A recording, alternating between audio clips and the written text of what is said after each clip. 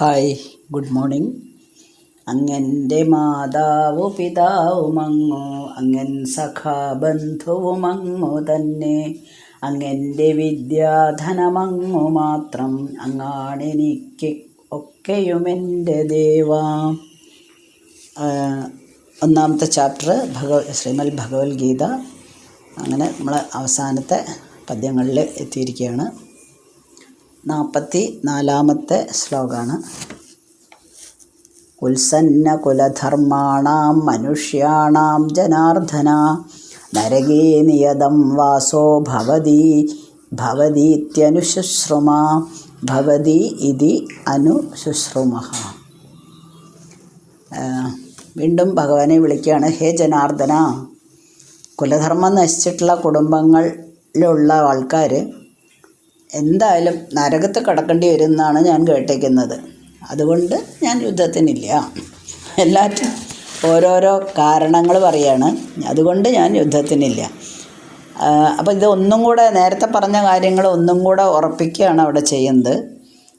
ഇങ്ങനെ ഞാൻ പറഞ്ഞു കേട്ടിട്ടുണ്ട് അല്ലേ. അതാണ് ഞാൻ നേരത്തെ പറഞ്ഞ അന്ധവിശ്വാസങ്ങൾ. ചില അന്ധവിശ്വാസങ്ങൾ ഇങ്ങനെ നമ്മുടെ മനസ്സിൽ മറ്റുള്ളവർ നമ്മുടെ വീട്ടിലെ കാരണവന്മാർ തന്നെ ആയിരിക്കാം ചിലപ്പോൾ ചില കാര്യങ്ങൾ പറഞ്ഞു തന്നിട്ടുണ്ടാവും. ചിലപ്പോൾ അതത്ര അവരതിനെപ്പറ്റി പഠിച്ചിട്ടുണ്ടാവില്ല. അവരുടെ പൂർവികരിൽ നിന്ന് കേട്ടതായിരിക്കാം. അപ്പോൾ അങ്ങനെ കുലധർമ്മം നശിച്ചാൽ നമ്മളൊക്കെ നരകത്തിൽ പോകേണ്ടി വരുമെന്നാണ് കേട്ടിരിക്കുന്നത്. അതുകൊണ്ട് ഞാൻ യുദ്ധത്തിനില്ല എന്നാണ് അർജുനൻ പറയുന്നത്. മാധവ കുലനാശത്തിൻ മൂലമാകും നരർക്കഹോ, നരകത്തിൽ സ്ഥിരം വാസമുരപ്പൂ ശ്രുതിയേതുമേ. സ്ഥിരവാസം നരകത്തിലായിരിക്കും എന്നാണ് പറയുന്നത്. അതുകൊണ്ട് ഞാനില്ല. അപ്പം വീണ്ടും നമ്മൾ അർജുനൻ അത് തന്നെ പറയാണ്. അപ്പം നമ്മുടെ മനസ്സിലുള്ള ഭ്രമങ്ങളെയൊക്കെ മാറ്റിയെടുക്കണം നമ്മൾ. ഇങ്ങനെ കുറേ കാര്യങ്ങൾ നമ്മുടെ മനസ്സിൽ വെറുതെ കിടക്കുന്നുണ്ട്. അതായത് ഒരു അർത്ഥമില്ലാത്ത ചില ചിന്തകൾ നമ്മുടെ മനസ്സിൽ കിടക്കുന്നുണ്ട്. മറ്റുള്ളവർ പറഞ്ഞിട്ട് നമ്മുടെ മനസ്സിൽ കയറിക്കൂടിയിരിക്കുന്ന ചിന്തകളാണ്. അതൊക്കെ ഒന്ന് മാറ്റിയെടുക്കണം. ഭഗവാൻ ഇതറിയാം. അതിനൊക്കെ ഉള്ള ഒരു അവസരം കിട്ടണ്ടേ. അതിനും കൂടെ വേണ്ടിയിട്ടാണ് ഒന്നും മിണ്ടാതെ എല്ലാം കേട്ട് പറയുന്നത്ര പറയട്ടെ എന്ന് വിചാരിച്ച് ഇരിക്കുന്നത്. അപ്പോൾ ഇവിടെയും നേരത്തെ പറഞ്ഞ താൻ നിരന്തരം ചെയ്യുന്ന കർമ്മങ്ങൾ എന്നുള്ളതിൻ്റെയാണ്. അത് ശക്തമായിട്ട് പറയാണ്. അത് മാത്രമാണ് കർമ്മബന്ധം. അല്ലാണ്ട് നമ്മുടെ മനസ്സിലുള്ള അന്ധവിശ്വാസം കൊണ്ട് നമുക്ക് അങ്ങനെ വരുന്നോ അല്ലെങ്കിൽ ഇങ്ങനെ വരും, നമ്മുടെ ഭാവി ഇങ്ങനെയായിപ്പോവും, ഞാൻ അതുകൊണ്ടാണ് ഇപ്പം ഇങ്ങനെ ആയിപ്പോയതെന്നോ ഒന്നുമില്ല. നമ്മൾ നല്ല കർമ്മങ്ങൾ ചെയ്താൽ നമുക്ക് നല്ലത് വരും. നമ്മൾ ചീത്ത കർമ്മങ്ങളാണ് ചെയ്യുന്നതെങ്കിൽ നമുക്ക് ചീത്ത തന്നെ വരും. അപ്പോൾ ഈ തത്വങ്ങളൊക്കെയാണ് നമ്മൾക്ക് ഈ ഒരു ഒന്നാമത്തെ ചാപ്റ്ററിൽ നിന്ന് നമ്മളെ പഠിക്കുന്നത്. ഇനി 45-ാമത്തെ ശ്ലോകത്തിൽ അഹോബദ മഹത് പാപം കർത്തും വ്യവസിതാ വയം യദ്രാജ്യസുഖലോൽഭേന ഹന്തും സ്വജനമുദ്യത.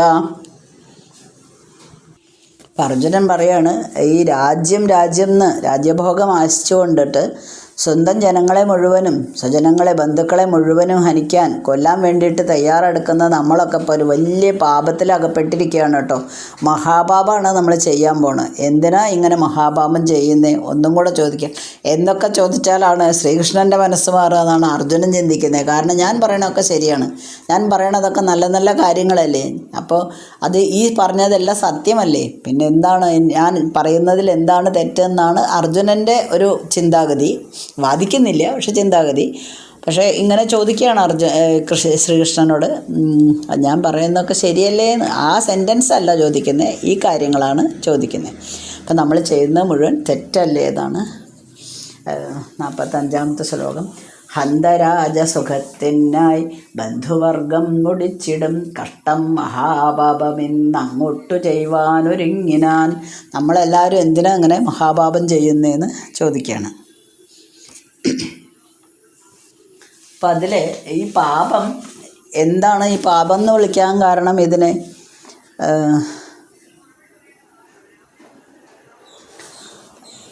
ഈ പാപം കുലം നശിപ്പിക്കും, കുലധർമ്മങ്ങൾ നശിപ്പിക്കും, കുലസ്ത്രീകൾ നശിക്കും.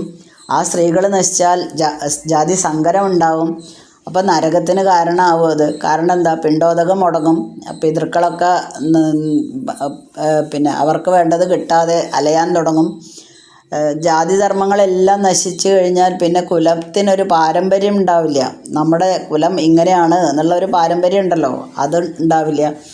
അപ്പോൾ കുലം നശിക്കുന്നവനും നശിപ്പിക്കുന്നവനും ഒക്കെ കുലം നശിച്ചു കഴിഞ്ഞാൽ ആ നശിപ്പിക്കുന്നവനും ഈ കുലത്തിനും എല്ലാവർക്കുമുള്ള സ്ഥാനം എവിടെയാണ്? നരകത്ത് തന്നെയായിരിക്കും. ഒരു രാജ്യസുഖം കൊതിച്ചിട്ട് നമ്മൾ ഈ മഹാപാപത്തിന് എന്തിനാണ് വെറുതെ ഒരുങ്ങുന്നത്? ഇനിയിപ്പോൾ അവർ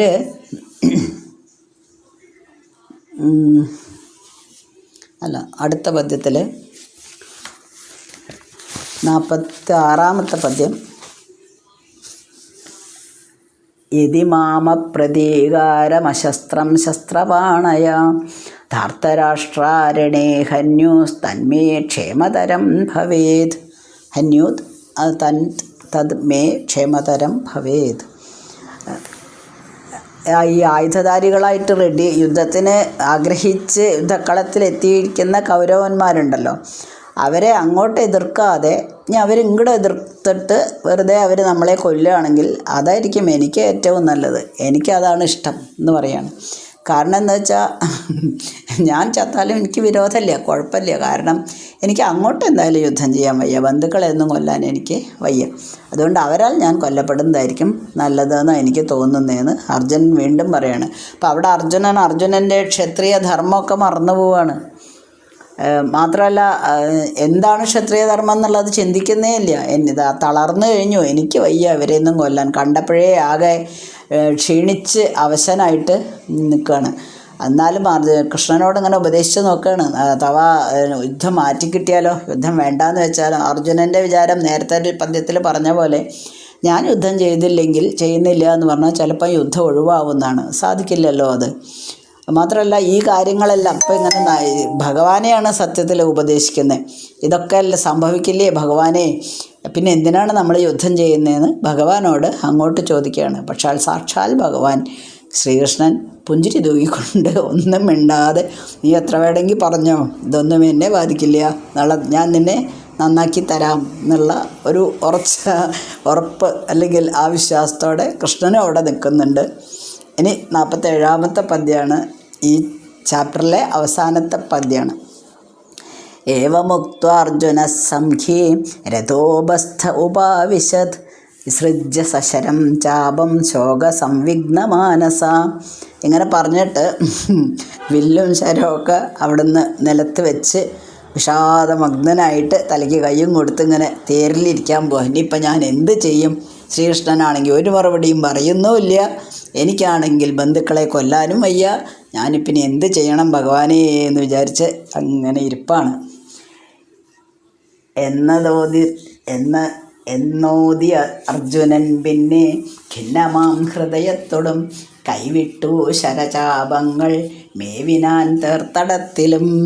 അങ്ങനെ തേർത്തടത്തിൽ വിഷാദമഗ്നനായിട്ട് ഇരിക്കുകയാണ്. ഇനിയിപ്പോൾ എന്താ ഉണ്ടാവുക എന്നുള്ളത് നമുക്ക് അടുത്ത ദിവസമേ പറയാൻ പറ്റുള്ളൂ. കാരണം ഈ അധ്യായം ഇവിടെ കഴിഞ്ഞു. ഞാൻ യുദ്ധത്തിന് ഇല്ല എന്ന് തന്നെയാണ് ഇപ്പോഴത്തെ ഫൈനൽ നിശ്ചയം കേട്ടോ. ഇനി ഞാൻ യുദ്ധം ചെയ്യുന്നില്ല, എൻ്റെ അംഗങ്ങളൊക്കെ കുഴയുന്നു എന്ന് ആദ്യമേ പറഞ്ഞിട്ടുണ്ട് ഇവരെ കണ്ടപ്പോൾ തന്നെ. ഇനി ഈ കാര്യങ്ങളെല്ലാം ഞാനിപ്പോൾ പറഞ്ഞില്ലേ, ഈ കാരണങ്ങൾ കൊണ്ടാണ് ഞാൻ യുദ്ധത്തിന് പുറപ്പെടാത്തത്. അതുകൊണ്ട് ഇനി എന്നെ ദയവ് ചെയ്ത് യുദ്ധം ചെയ്യാൻ വേണ്ടിയിട്ട് പറയരുതെന്ന് അപേക്ഷിച്ച് കയ്യിലുണ്ടായിരുന്ന വില്ലും അമ്പും വില്ലൊക്കെ അവിടെ വെച്ച് ആ തേരിൻ്റെ തട്ടിൽ ഇരിക്കുകയാണ് ചെയ്യുന്നത്. ഇതി ശ്രീമദ്ഭഗവത്ഗീതേ ശ്രീകൃഷ്ണാർജുന സംവാദേ അർജുനാവിഷാദയോഗോ നാമ പ്രഥമോധ്യായം സമാപ്തം. അങ്ങനെ ആദ്യത്തെ ചാപ്റ്റർ കഴിഞ്ഞു. ഇനി ബാക്കി അടുത്ത ദിവസം.